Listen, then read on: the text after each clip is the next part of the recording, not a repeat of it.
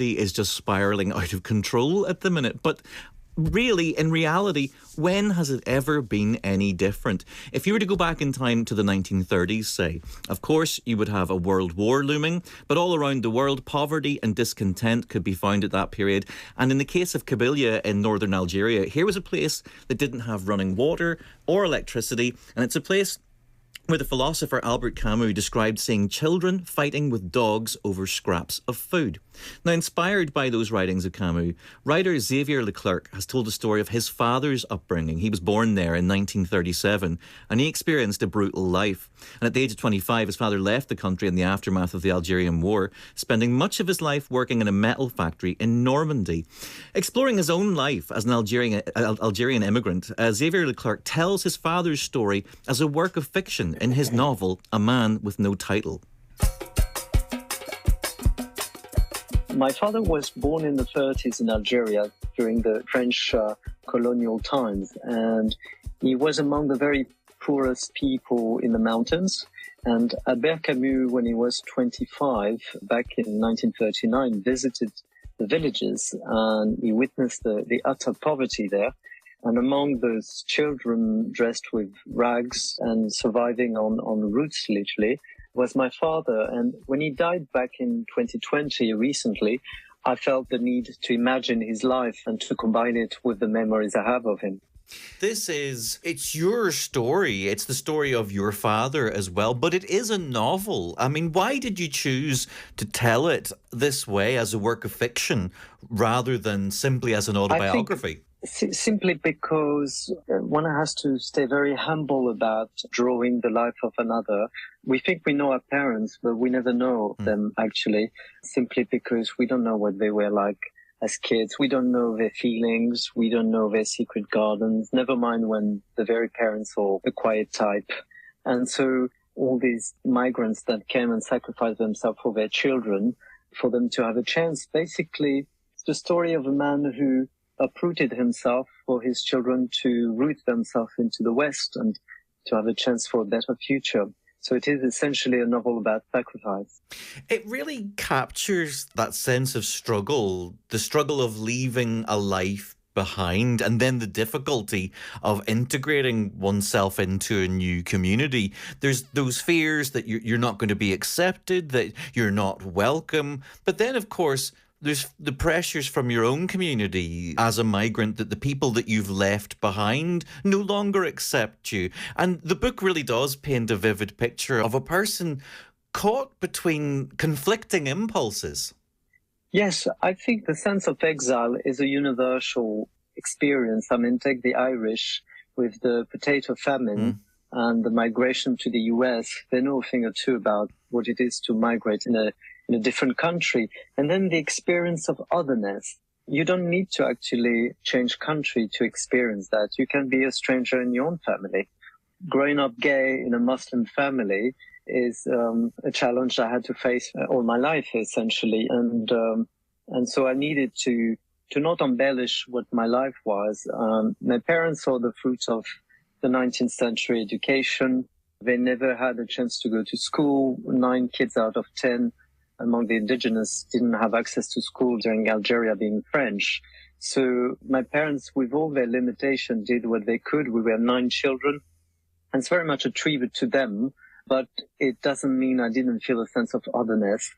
Being a kid with his own sensitivity, that's by no means something original. A lot of people go through this, and I think that's why it's an important novel to write. It's a universal story. The colonial system was horrid, but I also want to pay tribute to France as the France that gave me access to school, to teachers, to cultural actors that allowed me to flourish and develop.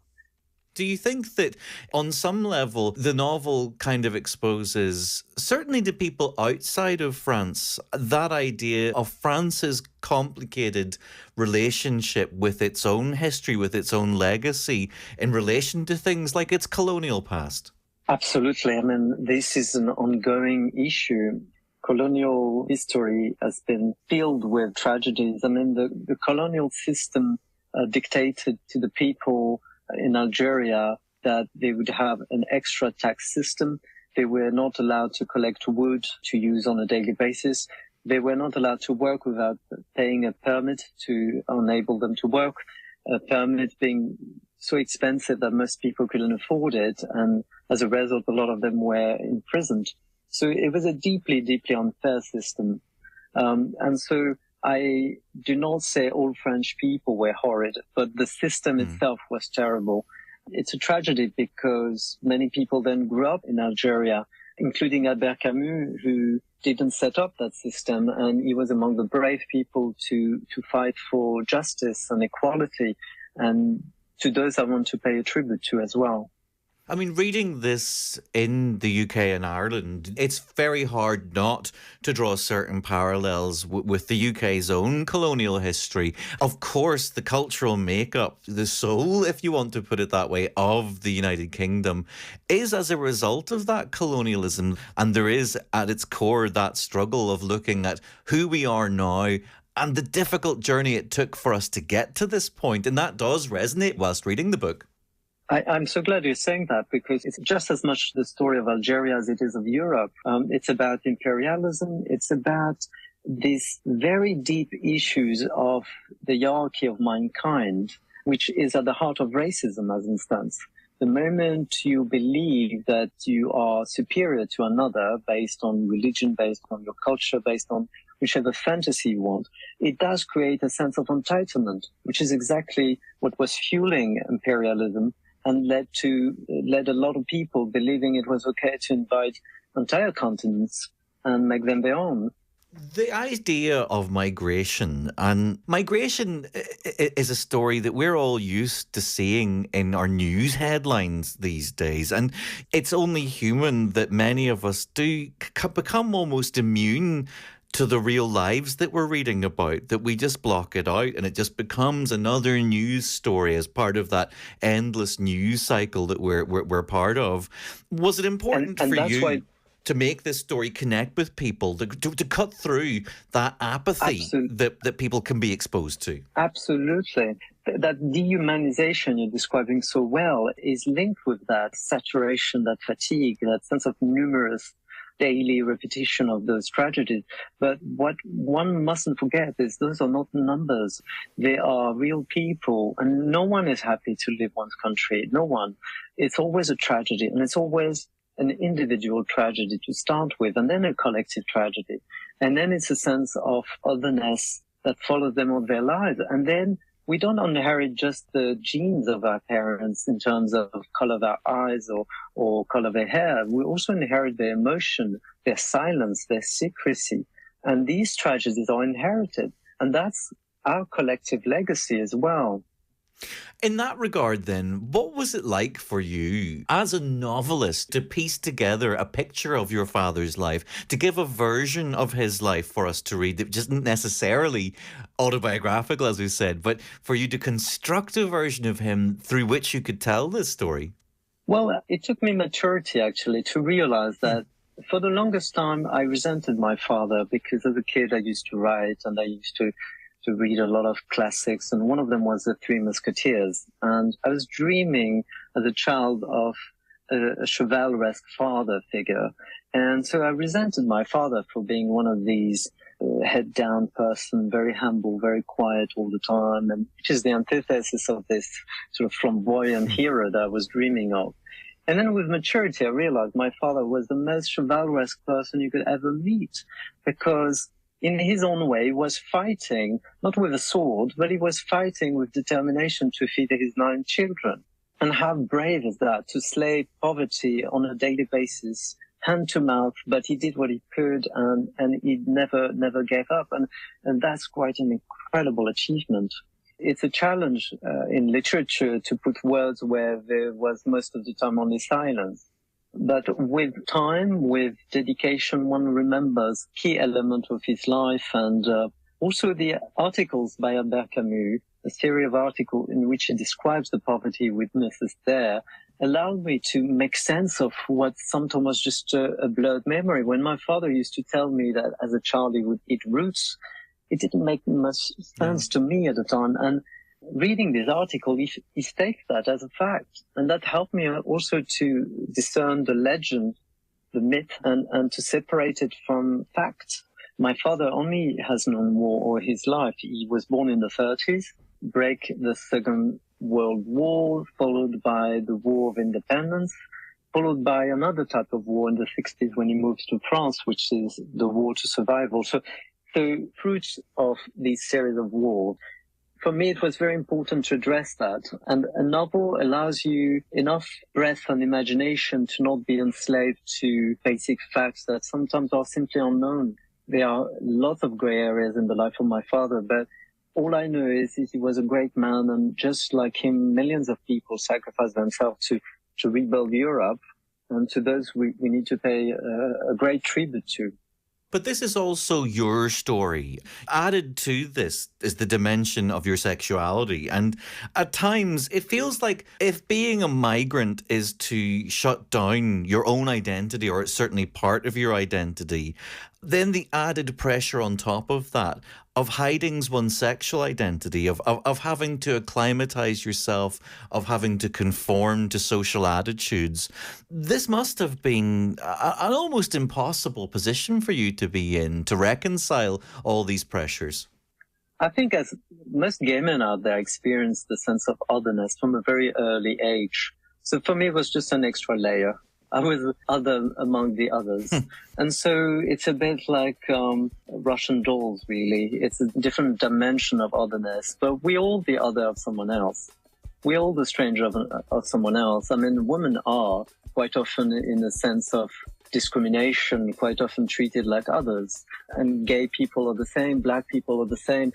We all have a way or another to be treated unfairly. So I reckon it was a tale of adaptation in my case, and learning to survive by making the best of my situation. But I genuinely believe in school, the power of schools. Victor Hugo used to say, open a school is to close a jail, and that's exactly what happened in my life. The power of education is immense. The power of literature to transcend your identity is great.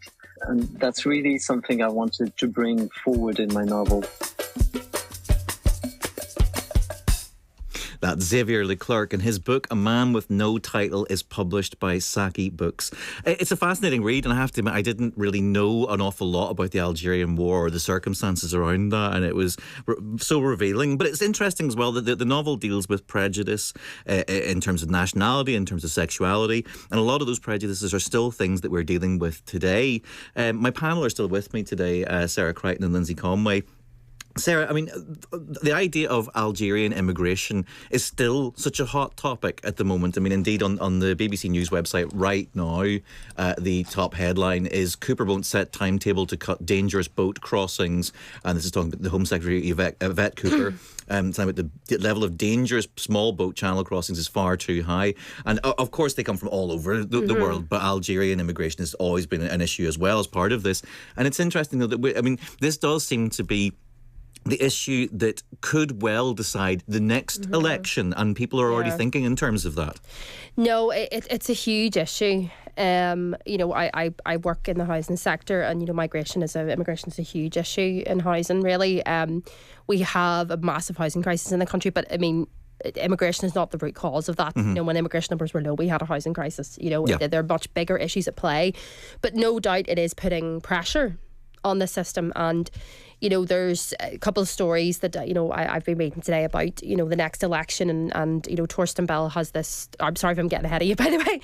Torsten Bell has this article in the Observer about how do we bring joy this Christmas, build homes, mend potholes, and restore trust. And he's a Labour MP, and he talks about how the government needs to do things to fix things. And one of the things he mentions is about no trust in government. And for years, the government said immigration numbers will go down, but at the same time they were putting them up. And immigration is such a live issue, and I think honestly that the social contract has broken down because living standards are so much lower.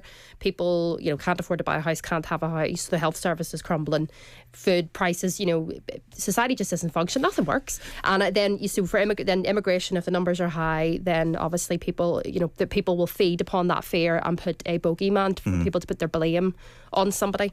And my worry is that the parties like Labour and the Tories, never mind about just about immigration, but just are not addressing these key issues. And unfortunately, then migrants and refugees become scapegoats, really, you know. Well, talking of bogeymen, I mean, the papers are full of comment about Keir Starmer at the moment and the Labour Party, and the idea that they are failing in their time in government, that there's a crisis, that we're out of control. And I mean, there is the reality that they inherited the situation after the previous governments. But are they doing enough to kind of to move forward with it? Because we all know that they were very open in saying things will be tough whilst we try and sort this. There will be difficulties to overcome. But does this kind of indicate a lack of enthusiasm with the electorate for actually facing up to the fact that sometimes things do get worse before they get better?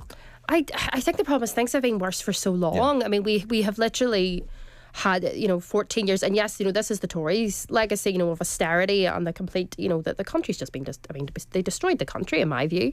And I think people have been told things have to be tough before they get better. That was the line about austerity. If we make all these cuts, the economy will grow. That didn't happen. So now you've got Labour coming in again and saying, well, things have to be tough. I just think people are fed up with that. They are so fed up, and so governments, it feels these days like it's a radical position to say that things can be better. And I have no problem with the government saying it's going to take time. You're not going to fix a housing crisis in 5 years, right? No government can do that.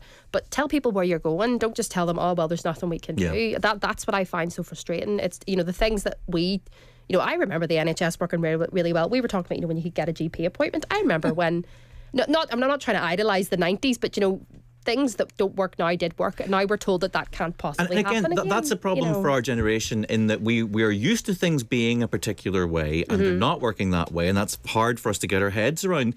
I mean, the other side of this as well is, as I say, we're looking forward to the next election. Got one out of the way earlier this year. The Sun on Sunday, in Tony Parsons' column, he writes, bet on Nigel for Prime Minister. Ladbrokes has Nigel Farage as the favourite to become the next UK Prime Minister, but it's not a done deal. And Tony Parsons writes, with Reform UK, there remains a real fear of their fruitcake tendency, the ugly wing of the far right. But Nigel Farage is popping up a lot in the news at the minute. When does he